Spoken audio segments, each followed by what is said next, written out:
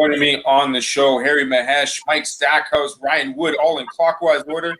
Boys, how'd you like the new intro? Catchy. Stunning.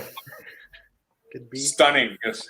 Oscar-worthy, right? We've seen so many great movies showing up here in 2020. It might be one of the best intros possible.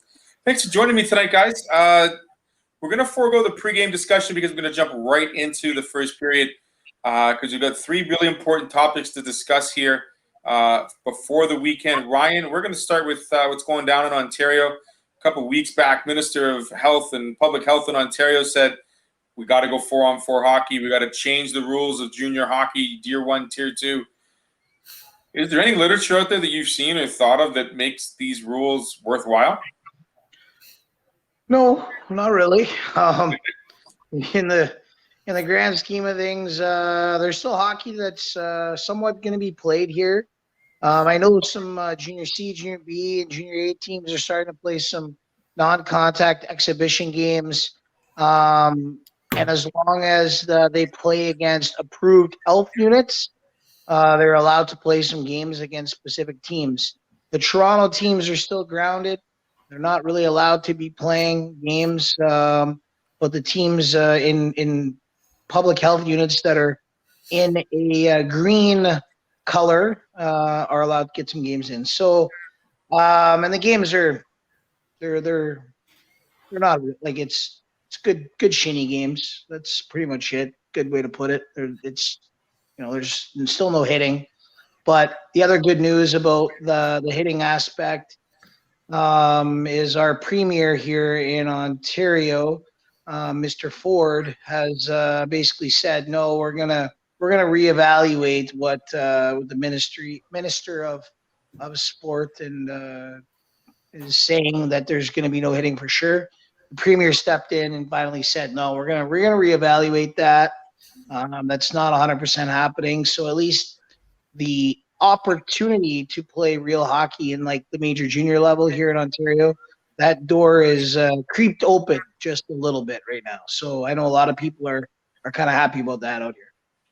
I know the thing for me when I'm paying attention to Ontario is I can't figure out why. I mean, you can have the discussion about hockey and whether or not you think it's safe, but if you like, I'm disappointed kind of in the Ontario Hockey League here. Like, if the discussion is hockey safe or is it not, then that's the discussion. The discussion shouldn't be we're going to fundamentally change the rules. Like, it doesn't pass the sniff test to me. Like hockey is what hockey is. It's not. Well, it's 4-on-4. It's no checking. It's this. No. This is the sport. And if you think it's safe, great, let's play. If you don't think it's safe, then we can't play. And I think that really, to me, but, just on that note, and I can't remember the guy's name, but the main doctor with the National Football League has said that there hasn't been a single transmission case of the virus in contact sports anywhere in the world. They've found that the virus has been spreading when it comes to sports. It's through meeting, eating, and greeting. And so meeting being, your team meetings where you're going over your strategy, you're eating obviously with the team meals, and then you're greeting, which he referred to basically as rule breaking when you're going out to the bar and hanging out and socializing. But the actual act of playing the game, according to this doctor in the NFL, they haven't seen a single, whether it be football, hockey, rugby, soccer, basketball, you name it, any of these sports that have come back and played, they haven't seen a single case of the virus transmitting through actual gameplay anywhere in the world. I mean, you can't really picture or pinpoint where transmission actually happens. It's not like there's like a magic yellow line that follows you to one person.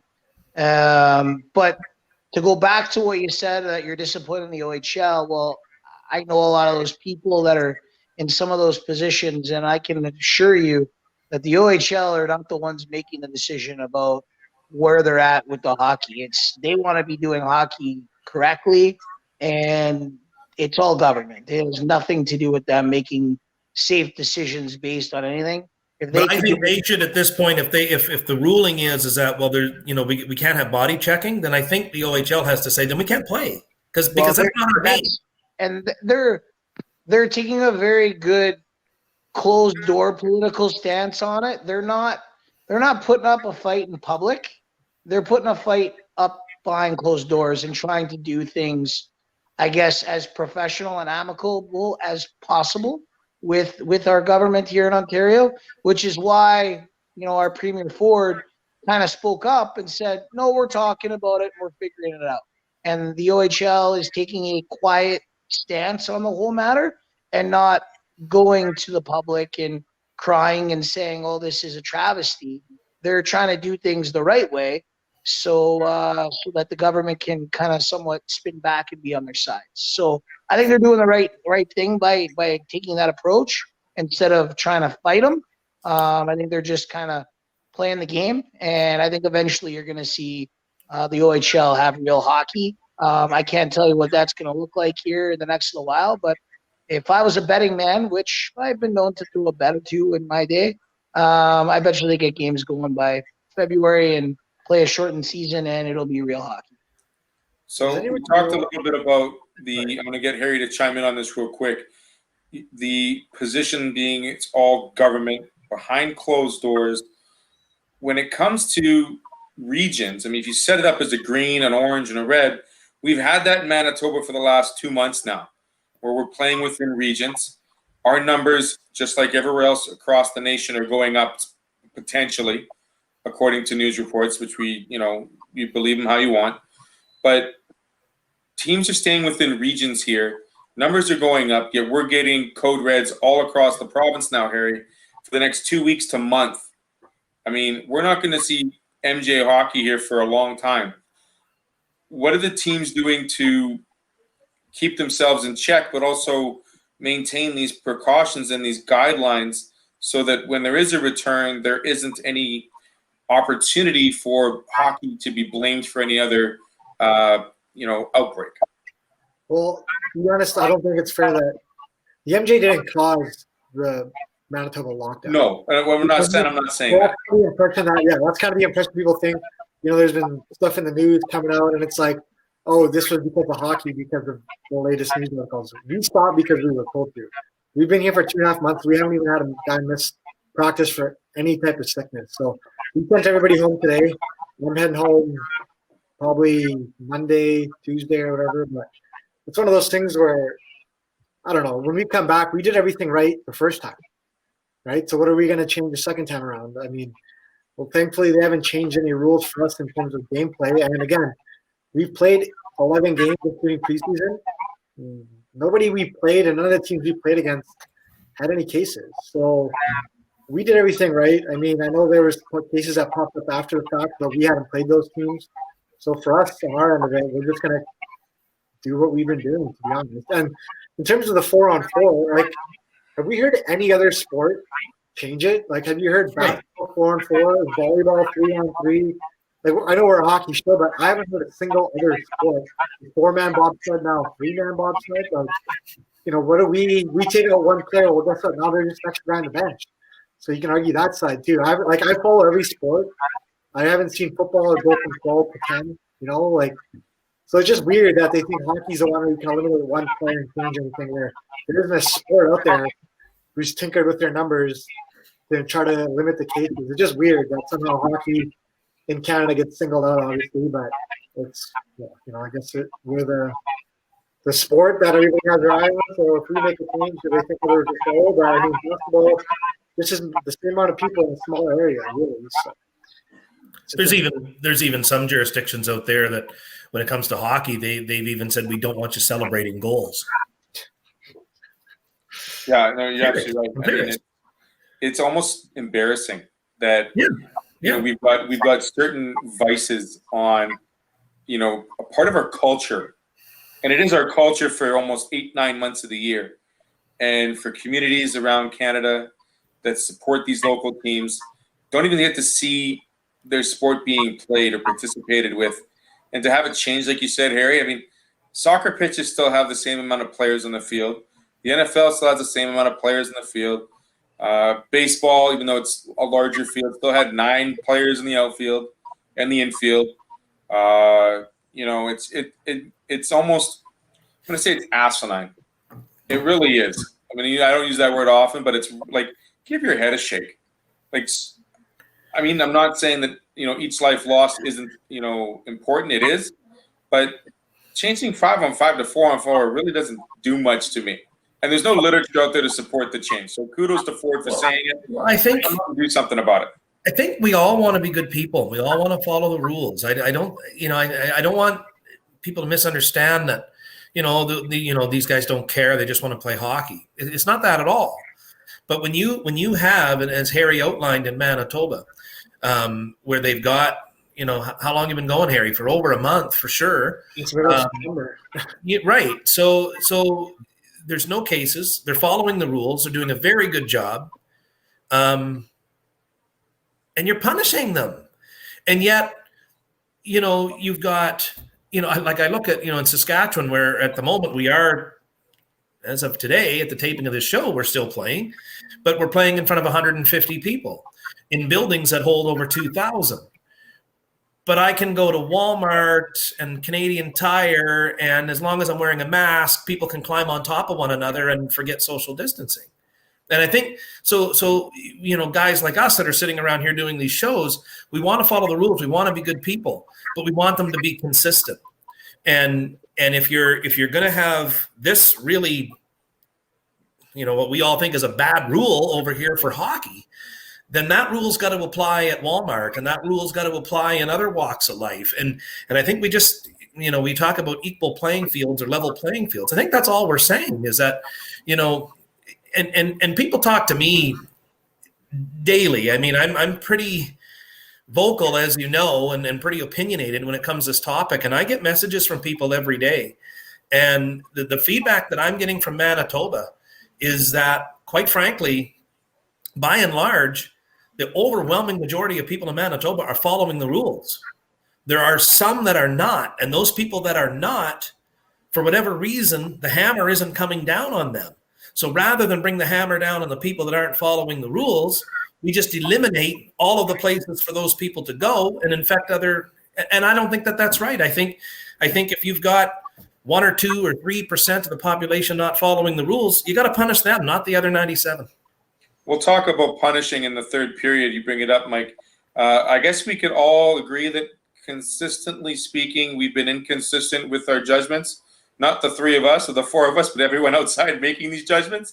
We'll come back with the second period. We're going to lighten it up. We're going to talk a little more positivity, because when it comes to the next generations and all the younger players that play this great sport we haven't yet seen in its full potential this season, what characters they build throughout their career as a hockey player and what they do after this game of hockey. Stay with us here on the Coaches Parley.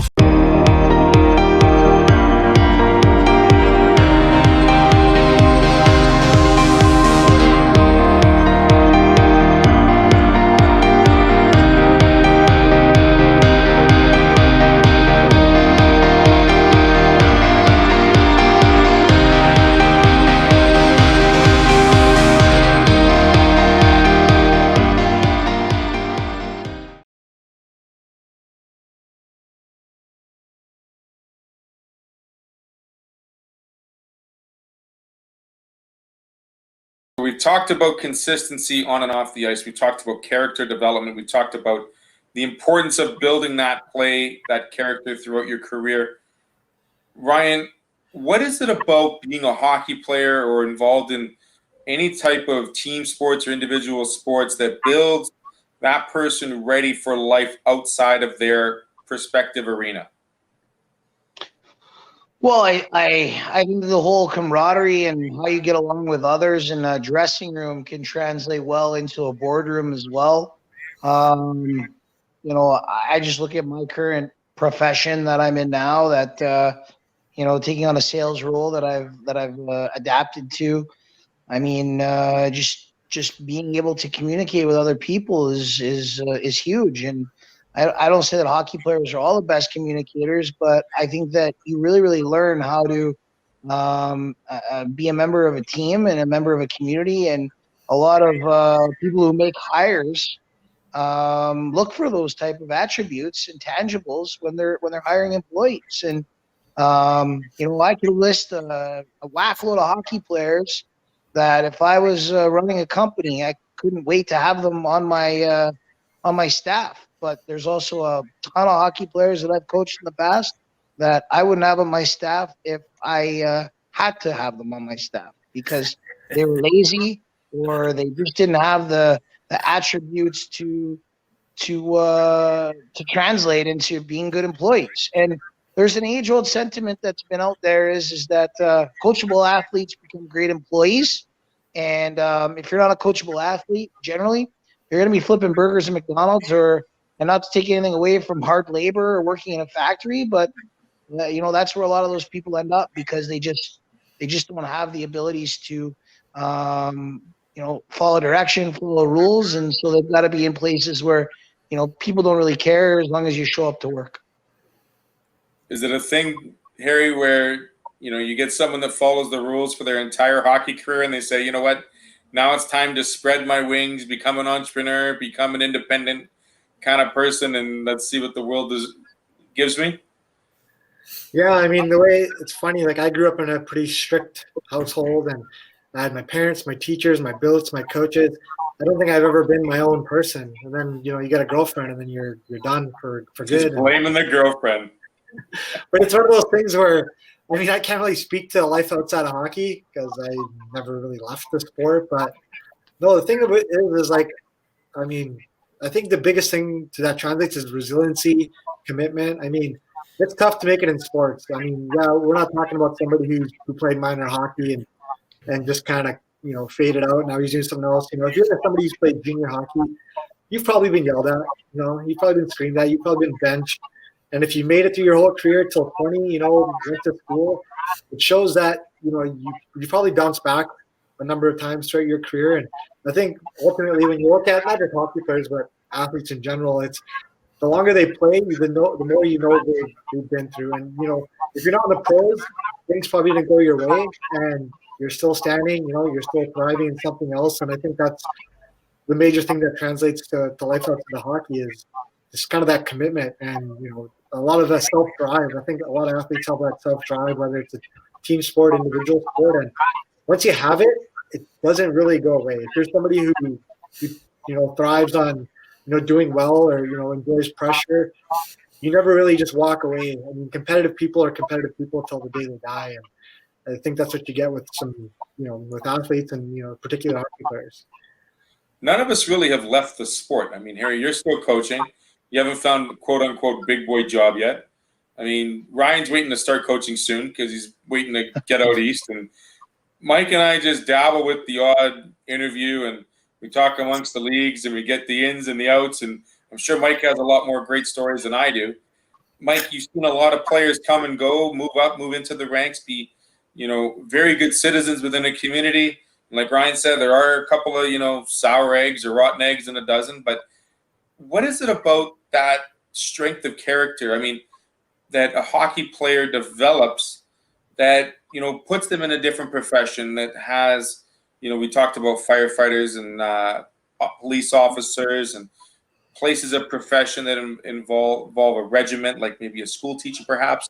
What is it about those professions that attract hockey players to pursue after their careers or they become an alum?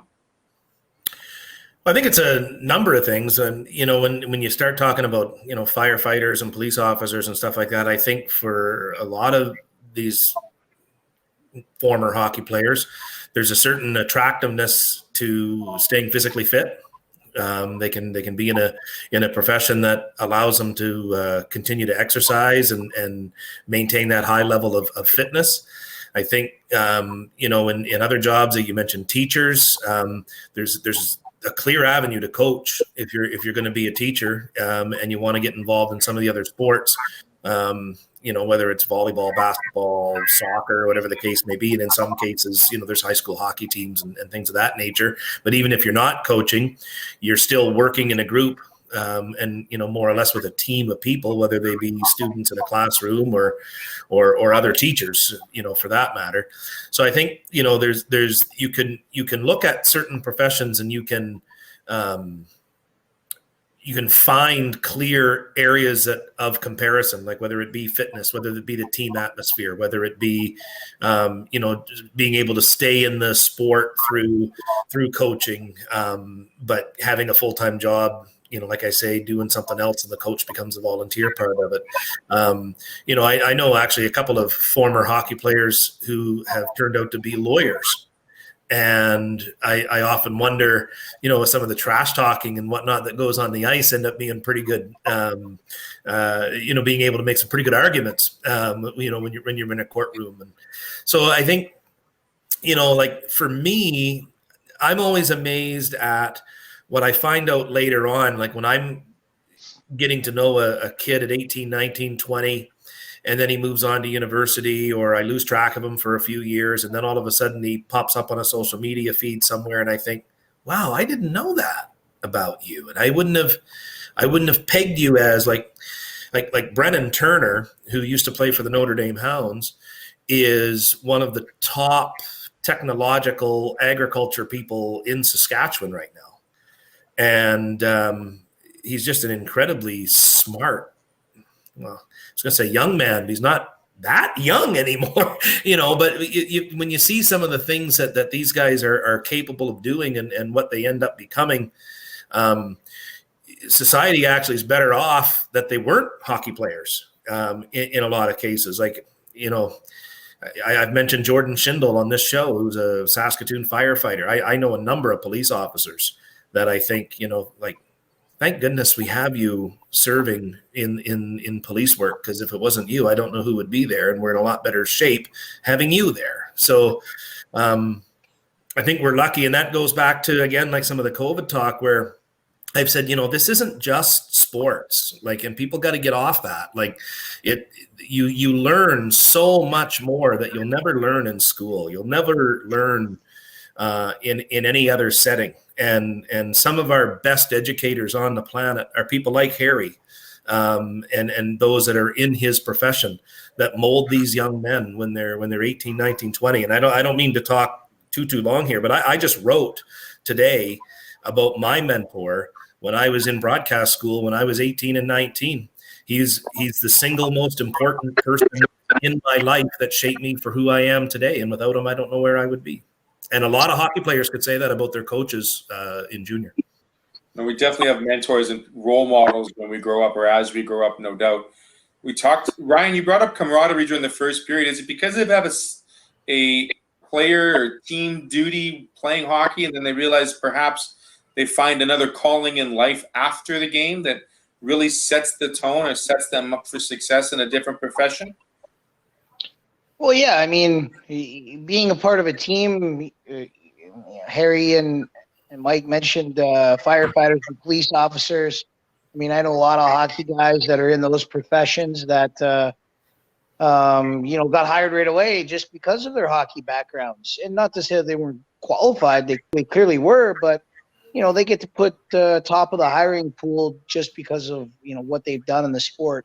Because it makes those transitions to those important positions and important careers, the transition is a lot easier for people that have played all those years of junior hockey and have that experience to know how to buy into, the concepts, follow rules, follow regulations, know what time they've got to be at a place, because that's just how the structures are in junior hockey. You know that you've got to be at a rink at a certain time. You know that you've got video, you've got this. So when your police sergeant says to you, hey, your shift starts at 7, they're there at 6:30, ready to rock, right? So it's just the transition just seems to be a natural progression for a lot of people who play hockey. So yeah, that's it for that, for sure. For anybody watching the program, and even for you guys, if you want to look up the name Dunk McIntyre, and he might even go by Duncan McIntyre now, but Dunk McIntyre played for the Belleville Bulls in the 1980s. And I remember he played for the Fredericton Express when I was a young kid growing up. And he come out of major junior. He was drafted by the Vancouver Canucks. He played all 80 games in the American Hockey League his rookie year. He was the team's rookie of the year. I think he scored 25 goals. And then partway through his second season, he had played 37 games. And I remember he made an announcement one day after playing that game number 37. And he said, I'm retiring and I'm going to become a police officer. And if you Google him, he's one of the most decorated police officers in Ontario. I'm going to give a quick shout out to my friend Matt Hubauer. You might remember that name. I remember Matt Hubauer. Yeah. Matt Hubauer he's going to be a fellow colleague of mine very soon. He's a teacher here in Winnipeg at JH Bruns. And he's one of their high school hockey coaches. Talk about a player who had one heck of a junior career, probably one of the most talented set of hands that played against my brother, along with Jared Stoll in those years back in the day. And he's passing on that torch, being that role model for young athletes. And I think that is what a lot of, us as a group of four, as well as hockey players all around this great nation, decide to say we've had these role models in front of us. It's now our turn to step in and be that role model, that person that looks up to us now. Whether we like it or not, we have an image to continue. And that image includes, like you said, consistency, hard work, a schedule, a strong, proper character within a community. And I hate to be cliche about this, but those that build relationships within a community, within a city, go a lot farther. And I don't see I see more and more of the earlier, younger generations these days becoming more introverted. Not that that's a bad thing, but they don't develop the relationships they have with teammates, with classmates, with their teachers. And I think that part of that shyness or that opportunity to build them is what separates the cream from the rest of the crowd, or the cherries to the top of the sundae, so to speak. Would you guys agree with that?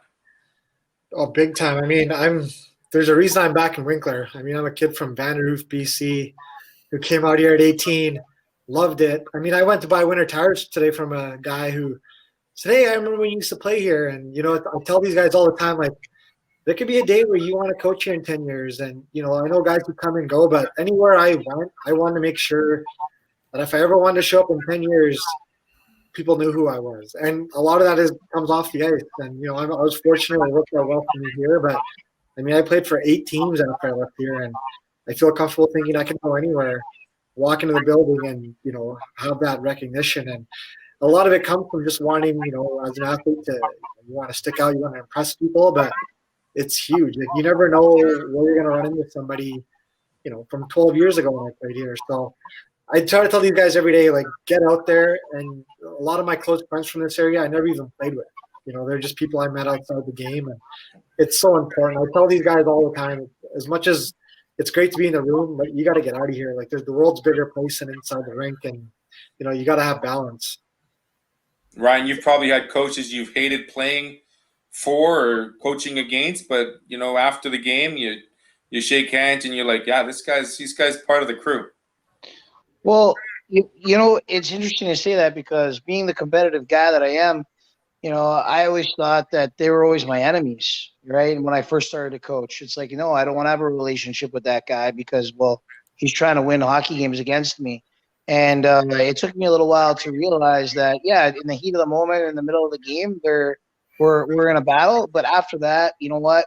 You never know where that guy might end up, or end up with a new coaching job. And if he thinks you're an asshole, well, pardon my language, a jerk. There you go, better. They're not going to want to have anything to do with you. So as I kind of progressed in my coaching career, building those relationships with the other coaches became so important, because we were a fraternity, and I didn't really realize that in my younger years as a coach. And you always want to help guys out. When it comes to making trades, it always made things easier. When you had relationships with people, it just paid dividends in the long run. And some of my great friends that I've got now are all coaches that coach in other places, or guys that I refereed pro hockey with. It was great.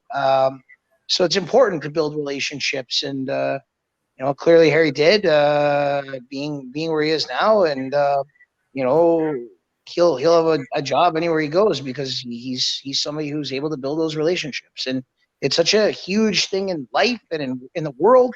If you don't build relationships with people, you're always going to be on the outside looking in instead of, getting to be on the main team instead of being on the second squad.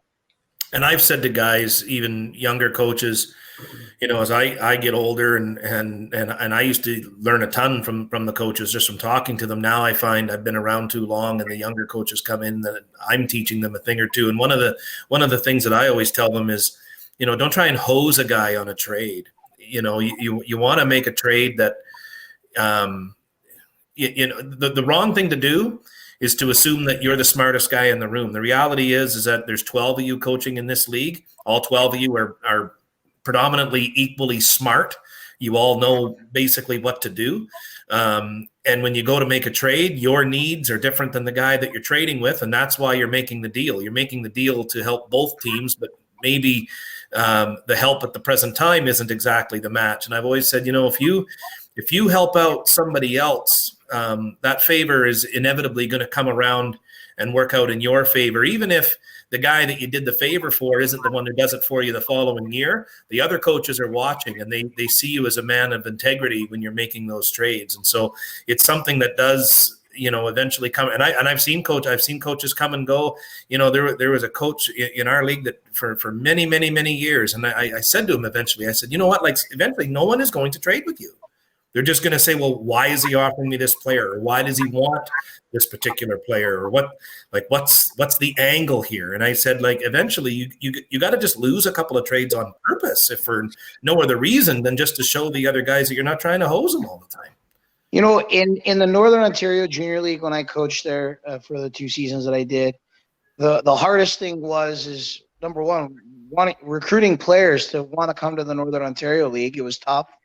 But the best thing that I ever did was create those relationships with those coaches down in the OJ, because, everybody wants to play in that league. There's only so many spots, and there was a lot of really good, talented young players that maybe just were better suited to come to the North for a year. So I was able to make good relationships with coaches, bring those kids up North for a year and develop them, train them. And then the OJ teams really wanted them after, and then they'd go down. And I'd give it to them for, another player that I could work with the next year. And for 2 seasons, I did that, and it was fortunate. And same thing with some of the teams in the Saskatchewan League. I remember with Humboldt, Darcy sent me a kid that just, was a good player, just wasn't ready to be on the Broncos, and he ended up sending him to me in Kirkland Lake. And the kid had a great, 3-year junior career being there, but he could have ended up quitting hockey if he didn't, come out there. And just because of those relationships with the other coaches, it made things, made things a lot easier for me when it came to recruitment. It made things a lot easier for me when it came to putting a competitive team on the ice.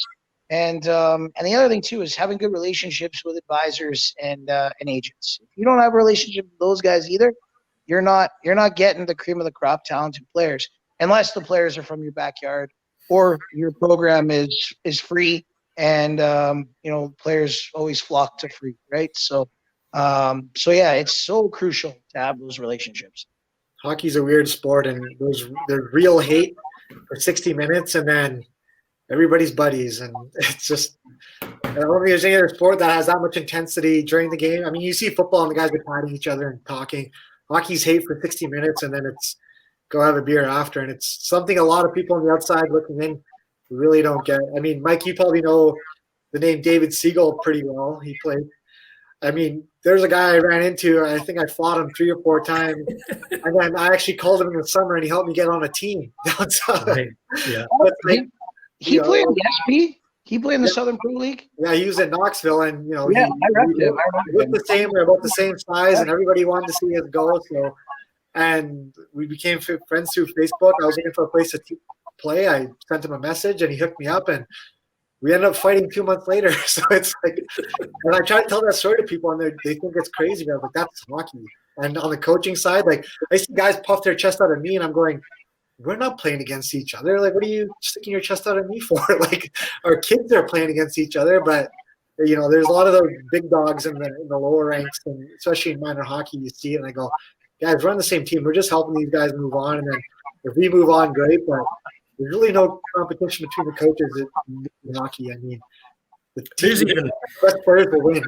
there's even stories I've heard. I mean, fighting isn't part of the game like it was, but I can remember guys going down and trying to cut their teeth minor pro, and guys that had been in the minor pro ranks for a couple of years will skate up to the rookie that they maybe played against in the SJHL 2 years ago, and the rookie knows he's got to fight right away, and the veteran will come up at the face-off and say, I know you got to fight, so let's go, right? Just to get it over with, just so that you can, you're baptized by fire or whatever the case may be. But the flip side of that, and this is a funny story, is if they don't like you, if you didn't build that relationship, that veteran fighter, he knows that rookie fighter has to cut his teeth, and he'll purposely wait until that rookie's at the end of his shift, and the rookie don't dare say no. And he ain't willing to column. It's the bingo. No matter how tough you are at the end of a shift when you're playing as hard as you're playing to try and stay in a lineup, and then all of a sudden the 3-year vet taps you on the back of the leg and says, "We're going now." Yeah. That's funny. Whenever I played against anybody who was coming up through the MJ, you just kind of know, and you'd see them, and they're nervous, and you're kind of like, hey, like, you good? You need anything? Like, what does the coach want you to do? They want help, but you don't even know the guy. You never played against somebody. Came through the MJ, and you feel like a sense of bond. So he kind of looks and goes, "Yeah, I need some help." And okay, sure, yeah, let me know. I'm gonna end the second period with a quick story I read yesterday between Rick Vive and Brendan Shanahan. Brendan Shanahan, in his rookie year with the Devils, fought Rick Vive and treated his face like a bingo card. The only reason why he picked on Rick Vive, because he remembers being snubbed by an autograph by Rick when he was visiting the Leafs. And when he made it to the pros, he said, "I'm going to go get him." And sure enough, Brendan Shanahan started using his spoon and just fed the little kid. Actually, he's not a little kid, but Rick Vive was the veteran in that tilt. Nonetheless, that was Brendan Shanahan's first fight against the Leafs. We'll leave it there, boys. We're going to talk about who's above the law here in the third period, because obviously whatever we're seeing done is not working. We need to figure out and maybe brainstorm an idea or two in the last 20. So stay with us here on the Coaches Parley.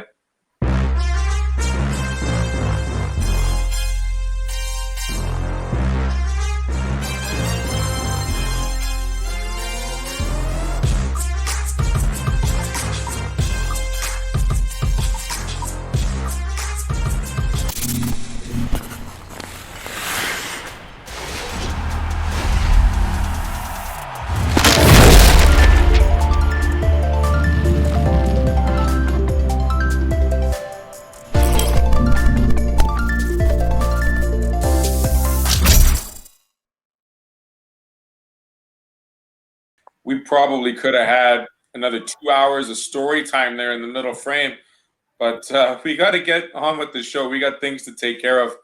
Last but not least, our discussion for the third. Some recent events occurred here in my home province regarding a couple of teams that should have been practicing when they should have been practicing. They should have been staying at home and not doing their skates up. How it all went down, how it got leaked out. But regardless of the matter, like Mike said, we're kind of a society that doesn't like to be told what to do, and we don't like to sit at home and do nothing. We would rather tie up the skates and do what we got to do to have whatever. Whatever we're seeing is not working, you three gentlemen. Start with you, Mike. What has to happen, do you think, not from a complete overhaul, but give us a couple of ideas you think where we can start seeing some improvements, not just number-wise, but just overall morality. How about that? Well, morality is a tough thing to address, because I think we all are in. Sorry, I had to go there.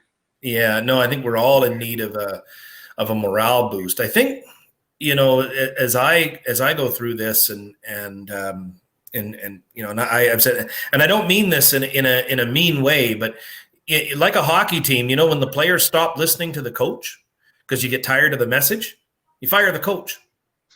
And it doesn't mean the coach is doing a bad job. It just means that the players aren't listening anymore. And you can't fire 20 players, so you fire the coach and you bring in a different message. And that is not to criticize the health officials here in Canada, but people aren't listening. And it's the same message. It's the same approach for 9 months. And by and large, people are done. And so I would, at least in a couple of places, make a change with regards to my health official. And I would start to think outside the box a little bit. And I've talked off the, not so much with sports, but we've talked off the record about some of the things that I would like to see. I'd like to see cities like in Saskatchewan right now. We've got outbreaks in Saskatoon, Regina, Prince Albert. I think you can leave businesses open. I think you can let people play hockey, especially the kids, but maybe you don't let people in or out of those cities for 2 or 3 weeks. Maybe you do some other things like right now. Like I'd like to see, and Ontario started to do it, I'd like to see more evidence behind the work. So when they say, this is where, we think the high transmission places are, we think they're at bars, we think they're at bingo halls, wherever they may be, then let's really target those areas of concern.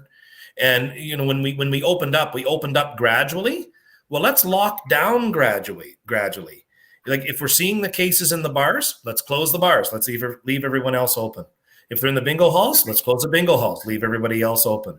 If they're in the gyms, then we'll close the, and just sort of look at it that way instead of just saying, well, and I saw the post on Facebook yesterday and my heart just breaks for this woman. She runs a boutique store in Elkhorn. She makes over 60% of her revenue during the Christmas season. There hasn't been a case in Elkhorn in 10 months, and she's got to close. That's not right. And so, how that translates to sports, I don't really know. But I think I would say I would tend to look at it and go, what we're doing is not working. You can say, well, throw on a mask. Well, and I'm not trying to make it a mask issue, but the cases are through the roof with masks. And it's hard to say, like when you get 18, 19, 20-year-old hockey players and you say, okay, guys, make sure you're wearing your mask, make sure you're wearing your mask, make sure you're wearing your mask.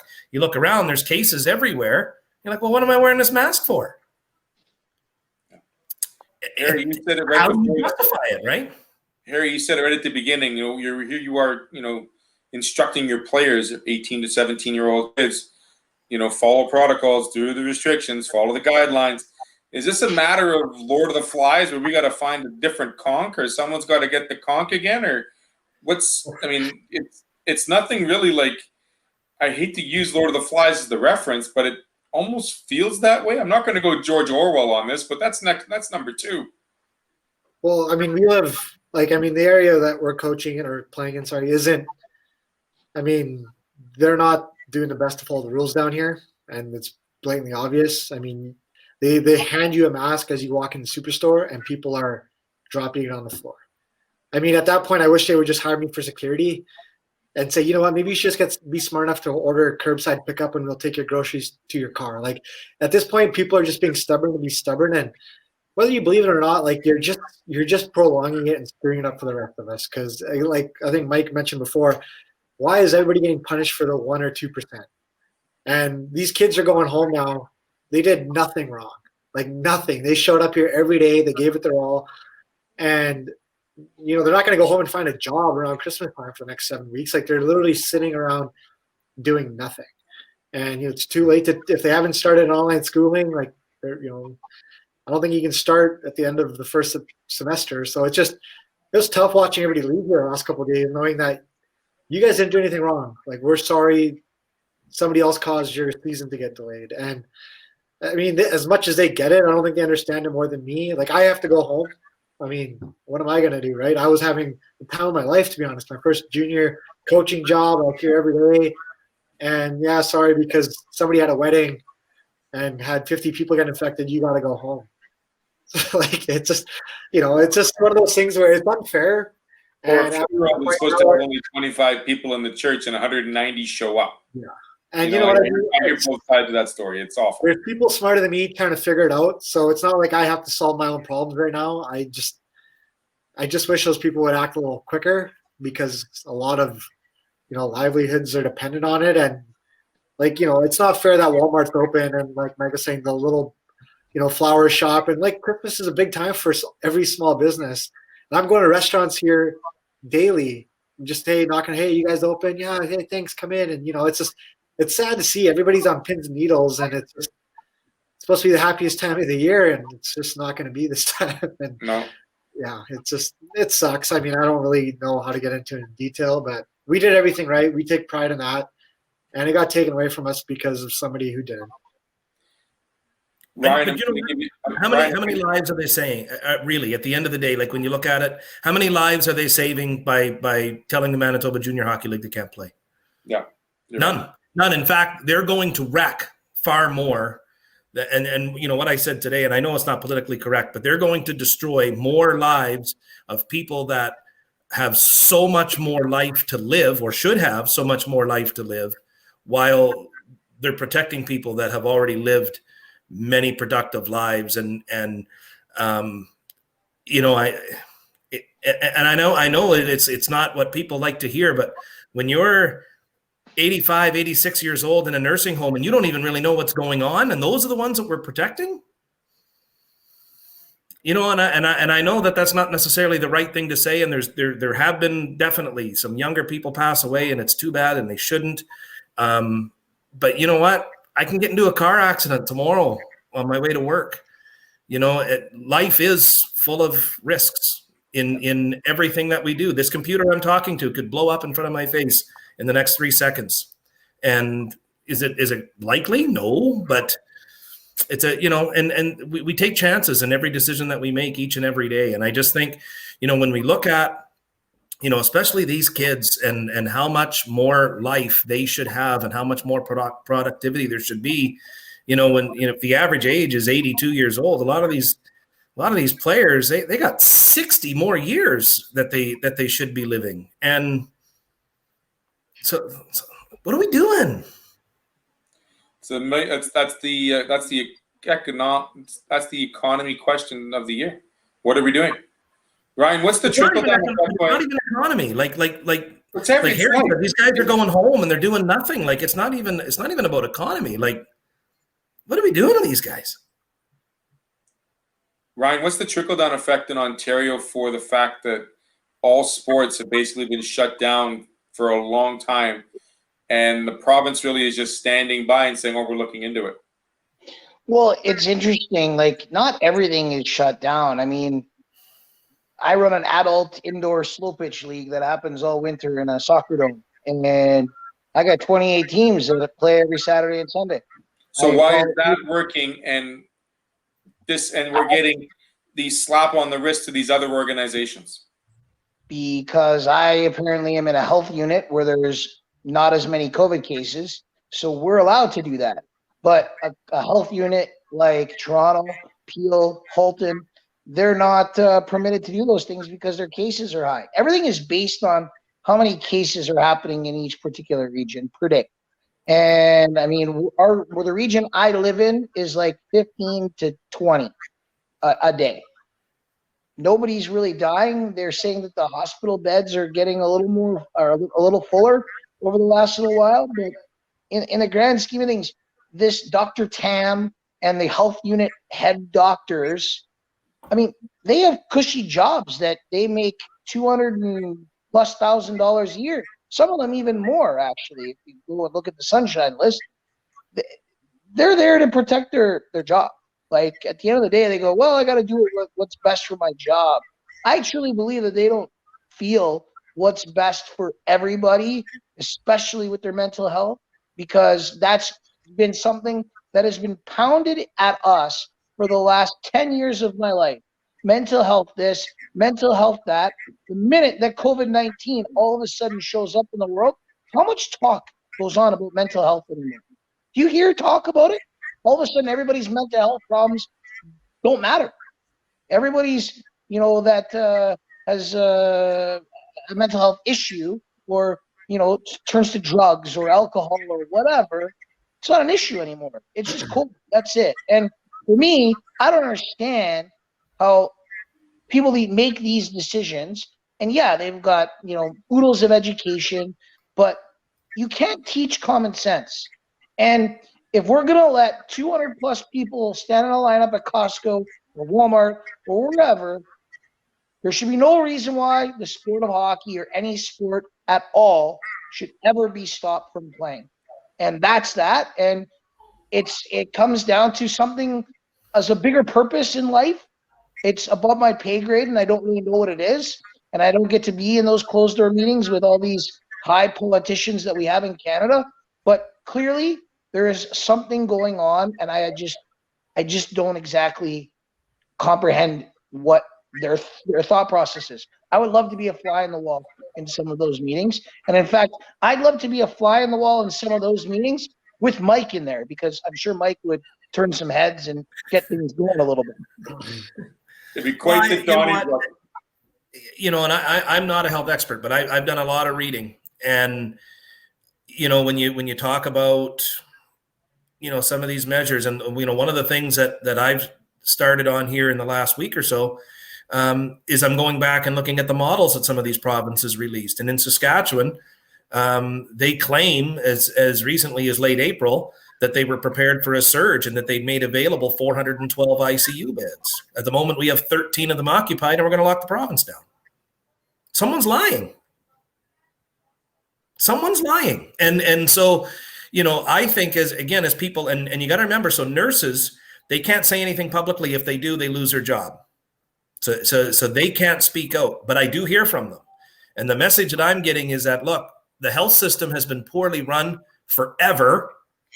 And we've never been equipped properly. If you look at Saskatoon and Regina, I think they got about 75 ICU beds. They don't even have the staff to cover those 75. So when the government sits up there at the end of April and says, well, we're ready for a surge, we get 412 ICU beds. No, you don't, because you don't have the staff to monitor them. That ICU bed that doesn't have a nurse is no better than the kitchen floor that's right next to me right now. And that's the truth. And so it's strange to me that we would scare the living daylights out of people with COVID, then turn around and reassure them and say, well, we've got capacity for ICU. No, we don't. And so the panic that you're seeing in Manitoba right now, it is real. I've got a friend in Swan River. They're supposed to have 6 RNs up there. At the moment, they have 1 because of various things that have gone on. She's overworked. They brought in nurses from other places, and my understanding is that they had a situation on Sunday where they're dealing with COVID people who aren't even from the community. They've been brought in there to help isolate and whatnot, but they still need some medical attention. And all of a sudden, Sunday night, a man shows up with burns to 80% of his body. Well, you have to drop what you're doing and look after him. So the panic is real. Like what the health people are telling you, it's real, and there's no getting around that. But it's not a COVID issue; it's a government issue. We spend a lot of money on our healthcare. What are they doing with it? I'd like to be in those meetings. So we should all be flies on those walls, really. We're going to wrap it up, but I guess the one thing I'll say before we do that is maybe it's not who's above the law, but rather who needs to reform the law, who needs to give us a different direction, because right now this isn't working. One final thought on with the Freeze and the Blues doing those practices. Yeah, let's touch on that one real quick. Because I was told that the rules are the rules and they shouldn't have been doing it. Okay, so they shouldn't have been doing it. Right. But did anybody on the team complain? Did any of the billets complain? Did any of the parents complain? Like, do we know who complained? Like, and this goes back to what I said before. If you got a team full of guys who want to play, you got coaches who want to coach, officials who want to do it, buses who are willing to transport these guys, billets who aren't afraid to have them in their homes. Can someone please tell me we're a communist country, or let them play? Well, I've been following that story obviously pretty closely, and Like things are still coming out to a lot of those kids live at home because it's a lot of Winnipeg kids play on those teams. Yeah. And it was everything from the parents said, well, if little Timmy didn't go, he was getting benched. So whether it's the story's changing or whatnot, I mean, ultimately it makes the league look really bad. So I'm pissed, right? Because now we get lumped in with that. And people asking me, oh, did you know about this? What did you guys do? Did you guys skate? And no, last time we practiced was Saturday, and then that was it. As of Monday, we couldn't. Like, guys came in and worked out. We were told as of Thursday, today, no team workouts. Everybody went home. But it's just one of those things where, again, there was a board of governors meeting. Things kind of get trickled through. I think the fact that they put it under a fake name makes them look like they knew what they were doing was wrong. And I think they knew it. They absolutely knew it. Yeah. They absolutely knew it. I think, but again, right, you know, you guys in Winkler and all across the MJHL, you're following the rules. And eventually people just sit there, they look around, they go, well, we've been following the rules. And even though we're following the rules, we're shut down. So you know what? We're not going to follow the rules anymore. Yeah, it's and that's the thing is, you know, everybody's talking about a punishment here, and there's no precedent. You know, it's the same with the guy running out on the World Series with no mask. It's never been done before, and it'll never happen again. So how do you punish something like that? So again, this will probably never happen, but it's one of those, another cliche. It's to do what you would wish and ask for forgiveness after the fact, right? I know I'd be fired. I personally know.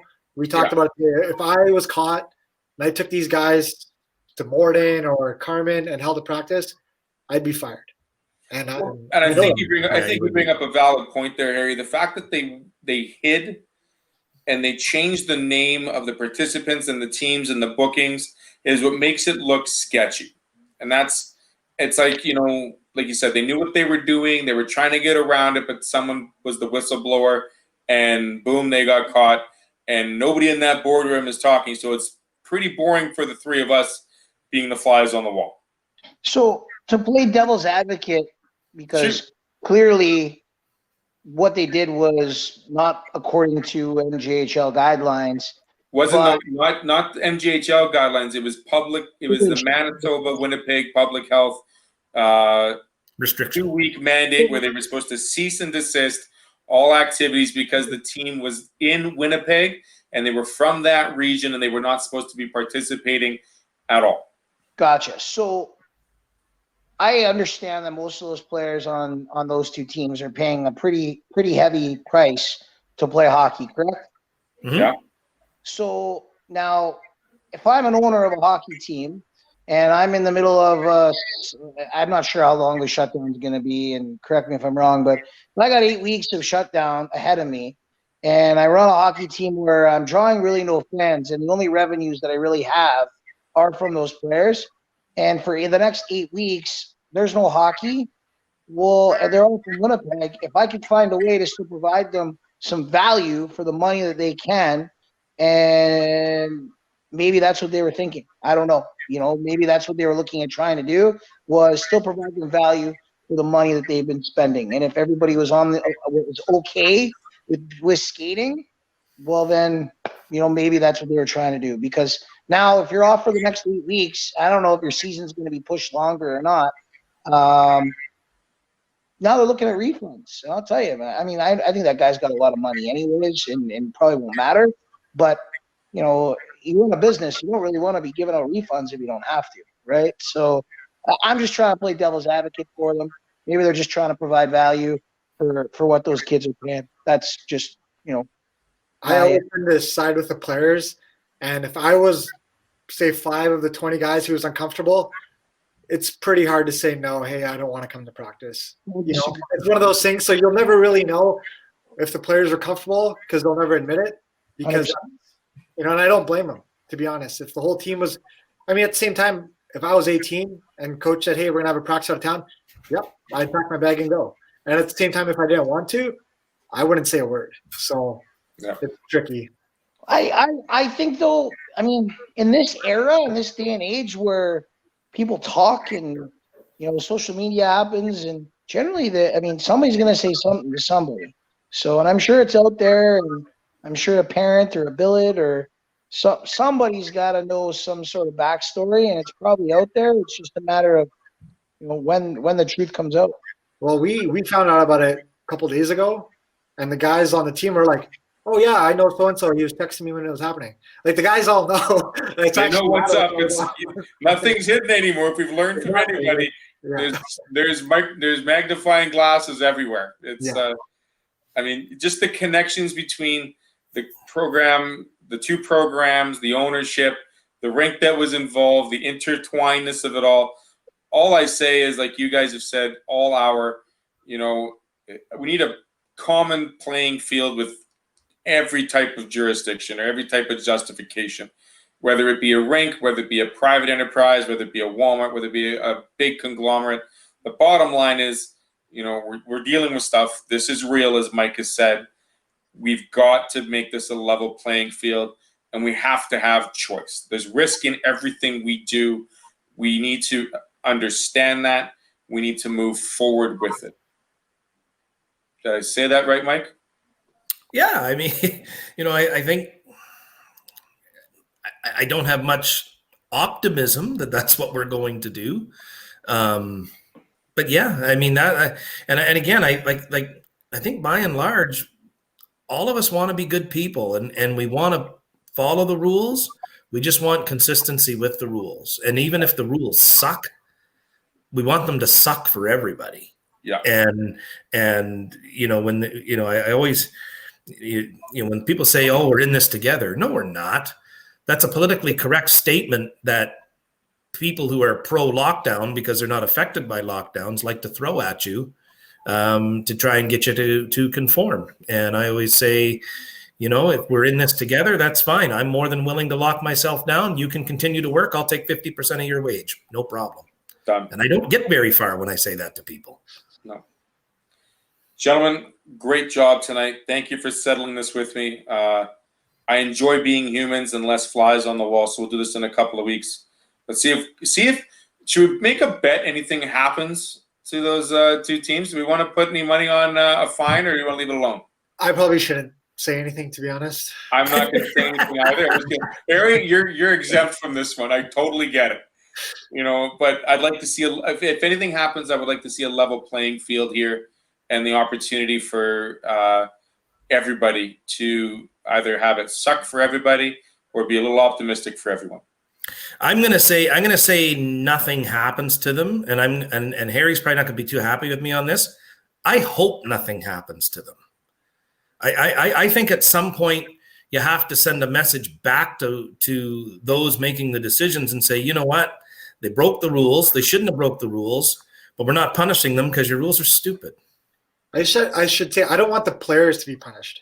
Oh, for sure not. Yeah, no, for sure not. For sure not the players. For sure not the players. Do I blame the coaches for wanting to find a loophole to play and to practice? No, I don't blame them either. And so it's just one of those things that, I mean, if it happens again and there's restrictions in Verdun and he decides he wants to hold a practice in Russell, what do, right? Because you didn't punish the guys in Winnipeg. But I think like Harry's right, like knowing what I know of the Winkler organization, if the coaches in Winkler had done that, they'd have been fired.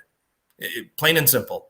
And I think that's really is you sort of look at your organization and you say, like, where's the integrity of the organization? Where are the values of your organization? I think that, Ryan makes a very good point on the fact that it's a business. They don't want to be issuing refunds, and you're caught up in that aspect of it. You're also caught up in the aspect of that, well, if we're not on the ice for 2 or 3 weeks, the other teams are, we end up in a game, we're going to get smoked because we're not sharp. So there's that competitive side too. So, I'm not as fired up about it as, you might think. Would I do it? I mean, I follow the rules, as much as I hate them, I follow the rules. Do I blame them? Not really. Ryan, thanks for playing devil's advocate. You want any last words? No, I hope nothing happens to them as well. Especially the coaches. I think the coaches are probably smart enough to make sure that they got ownership approval before they did that. I'm going to go ahead and assume that the coaches aren't the ones flipping the bill for the ice time that happened. So somebody had to know about what they were booking, and if it was going to be that big of a deal, somebody should have stopped them. And nobody did. Kids showed up. They had a practice. They skated. Any word if any of them got COVID where they skated in Warren? It was Warren that they skated in, right? Yeah, Warren. Anybody get COVID out of that? Nothing reported yet. So they really, really did something so wrong and so bad and terrible. Oh my God, they're going to spread COVID around the metropolis. That goes back to what we were talking about, right? Like here you got guys following the rules and you punish them anyway and you grounded them for 2 weeks. So I think that comes into it where it's like, well, we've been following the rules. We have no issue. Let's try and go to Warren for I mean, I get the thought process. I really do. It's a tough one for me because I believe you should follow the rules. I think, like Harry said, it makes the league look really bad. But I don't blame him. It's a tough one for me. It really is. I'm just petty. If I can't practice, nobody can practice. Right.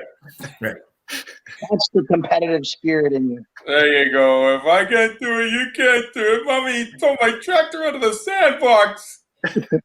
I'll leave it at that, boys. We'll talk to you in a little while. Thanks for joining me on the Coaches Parlay. Have a great weekend, and if you have to shovel some snow, go ahead and do that. No here, thank God. Yeah. None here. Still sunshine and lollipops in the Ontario land. Again, thanks for watching us here, Coaches Parlay on Amateur Sports TV. Have a great rest of the night. Be safe, be careful out there, and as Mike says, follow the rules.